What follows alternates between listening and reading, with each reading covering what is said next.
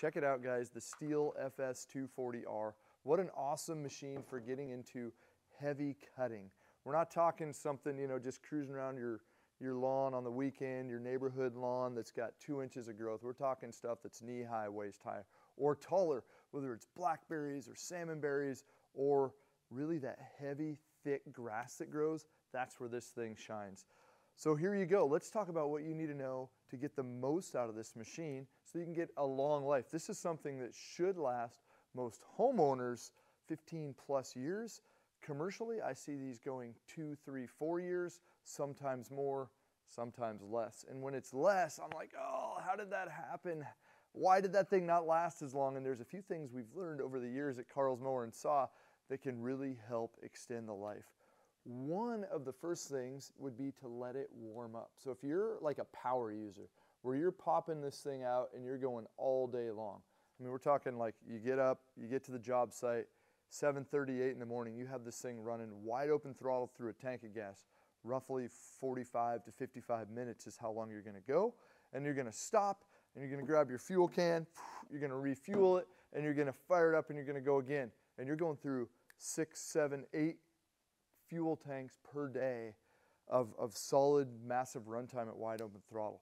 We have found to allow these things to take a break in between fuel tanks is a good idea. Well, you can't do that. You like can't start it up, run it through a tank of gas, and then take a 15-minute break for this thing to cool off. You got to keep going. It's about efficiency. It's about getting the job done.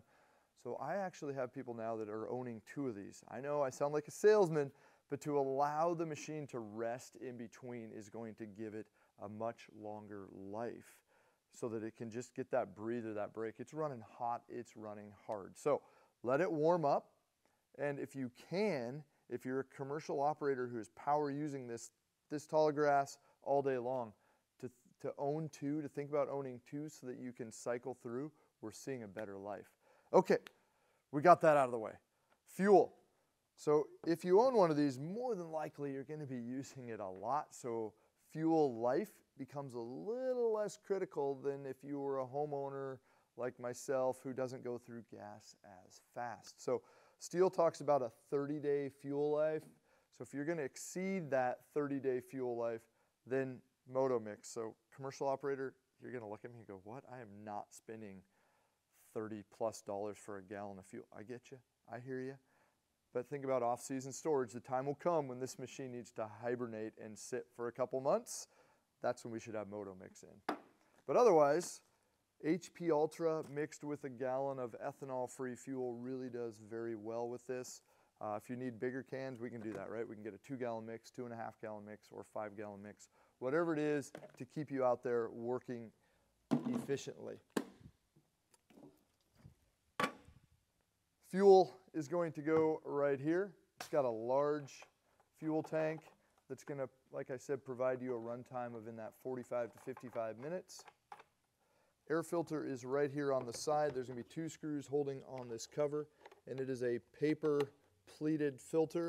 It traditionally stays very clean, but it definitely, because it being a 40cc plus engine, it sucks a lot of air through this filtration system.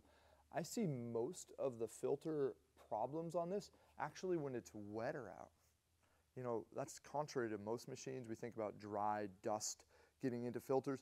It's more like when it's wet, this line head is pulverizing that tall, wet grass. So there's this mist of green grass in the air, and that's getting sucked in through this filter. Really, if you're a hardcore operator, you should probably check this once a day. Just do it. They're fairly cheap, but check it, clean it, tap it out. How's it look?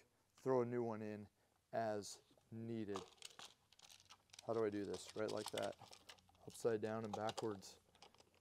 Our spark plug for this guy is hiding right on the top under this black plastic protector cap. Let me get the air filter cover on here real quick. Under this black cap is my spark plug. And they put this cap on to protect the spark plug from getting broken off if you were to drop it. Also gives you kind of a elbow support. A lot of times with the FS 240R, I'm sitting like this, right? It gives me something to rest my elbow on be careful, that exhaust will get hot if you're running it hard and heavy long term. There's my spark plug right here. Slowly wiggle this boot off. We've talked about that before. This boot sometimes can get stuck on, and you're going to grab it and you're going to pull it and you're going to rip it right off the wire. So just give it a slight shake off.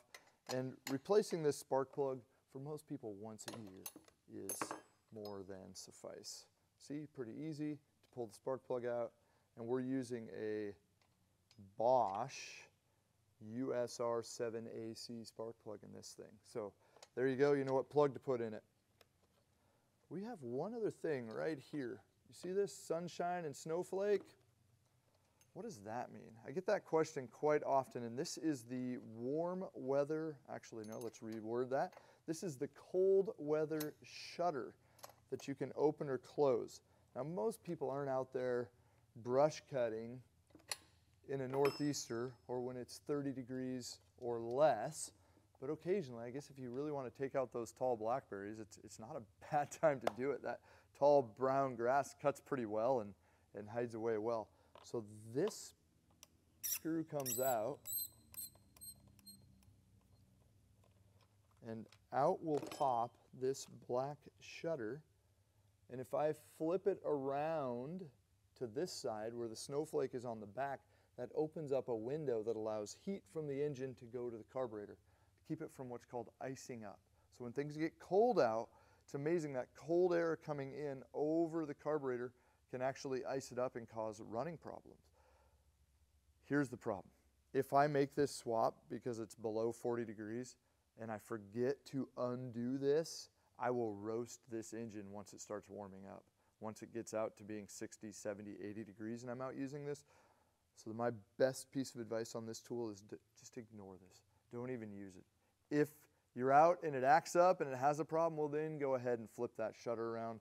But as I said, most people are never going to be out there trimming or brush cutting when it's that cold out that it should ever be a problem. Put this cap back on here. All right, after the spark plug, we're going to work our way around to the exhaust, the spark arrestor, and that is right here on the back. You see this protector, and my exhaust port is right in there.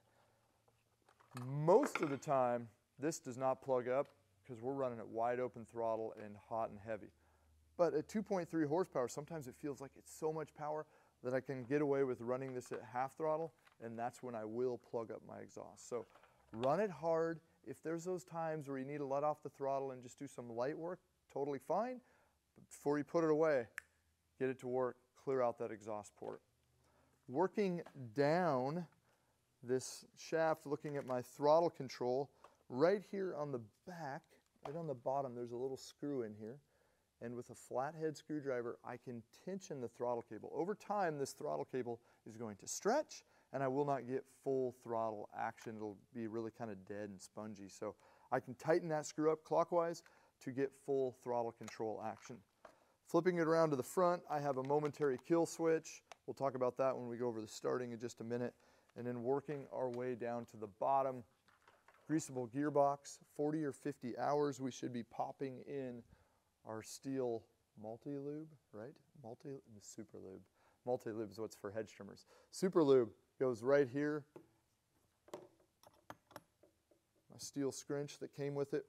We'll take this loose, unscrew it, bam. This tube will thread right in with the cap off and give it a light squeeze. And while I'm giving it a light squeeze, I'm going to rotate the head, give it one more light squeeze. And you're talking 4 to 5 grams, if you know what grams are. Here in the US, we struggle with that. But 4 to 5 grams of grease in this every 40 to 50 hours. Don't pressurize it though, because I've actually seen guys blow out the seal here. They fill this whole shaft up with grease, and pretty soon this black goo starts coming out of the top end by the clutch. And yeah, that must have been like 7 tubes of grease in there and caused all kinds of problems.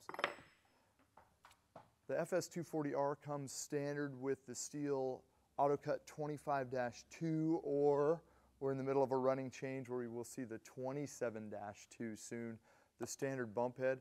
And this is a great bump head if you're talking knee-high or less grass.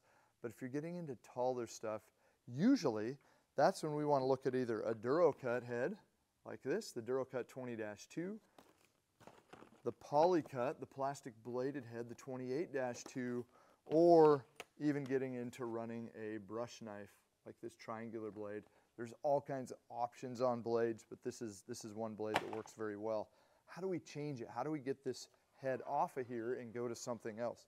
You'll notice there's a pinhole. Maybe you don't notice it anymore because you put hours on it and it's covered with grass, but there is a pinhole right here. Pop this rod in, rotate the head, bam, it locks, and I can spin the complete head off. Once that head is off, flip it over. Let's do the blade as an example. You'll see there's an arbor right here. Take the brush knife out. This is a 25.4 millimeter or 1-inch arbor, and it'll sit perfectly over that. I then take my thrust washer, thrust cover. I call it the UFO. That's going to sit on like so, and in reverse thread, I'm going to tighten it by spinning it counterclockwise. Get it started by hand, then grab my scrunch and tighten it. As you tighten this, be careful that you don't knock the blade off center, off of that arbor, because it does not like to spin with that blade out of round of sorts. So make sure it stays centered. You will know right away when you fire it up, if it's shaking like crazy, stop, recenter that blade, and go to work. So why would I want to use a blade versus line versus a Polycut head? The advantage of the metal blade is it can cut a lot heavier or woodier material. The disadvantage of a blade like this is it cuts so clean and doesn't create a lot of airflow that if I'm cutting tall grass, that grass is just simply going to fall down. Tall grass falling down, people usually don't like that. They can't see what they've done. We kind of want to blow the grass up, and that's where running a line head, the 25-2, or the DuraCut 20-2 is beneficial because it creates that airflow that moves the material out of the way. But this does not work on heavy woody material. And why would we look at the Polycut head? Why would we look at this plastic flail blade head? The advantage of this is these blades will actually swing out of the way. So if I'm in an area where I don't know what I'm going to be hitting, T-posts, big rocks, maybe an old car that was parked in the 1960s that somebody forgot about and has been grown over and you don't know it's there anymore, hitting that with a blade, ouch, that hurts. Hitting that with a Polycut head, those blades are going to come out of the way and not end up damaging the gearbox. So advantage of Polycut would be on heavier, not woody material, but heavy green material and not worrying about damaging the machine. So that's kind of an overview of why you would maybe want to run one head versus another head. Let's go ahead and spin this back on. And then we'll go over quickly the starting, because you've been sitting and waiting and going, well, how do I start it? How do I run it?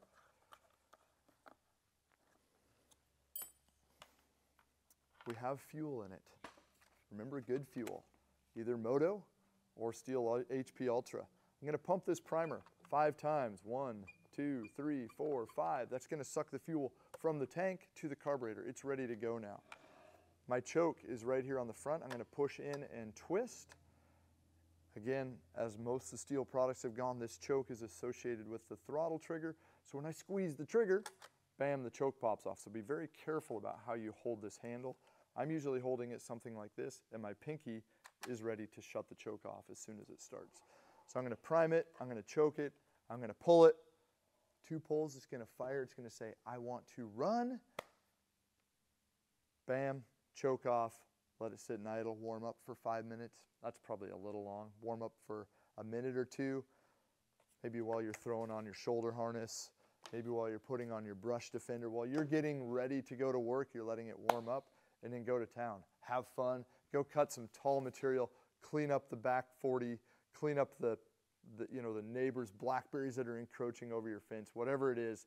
This STIHL FS 240 is ready to go to work for you if you've got the heavy material. See you soon at Carl's Mower and Saw. We've got a full line of STIHL outdoor power equipment to help you get the most out of your property.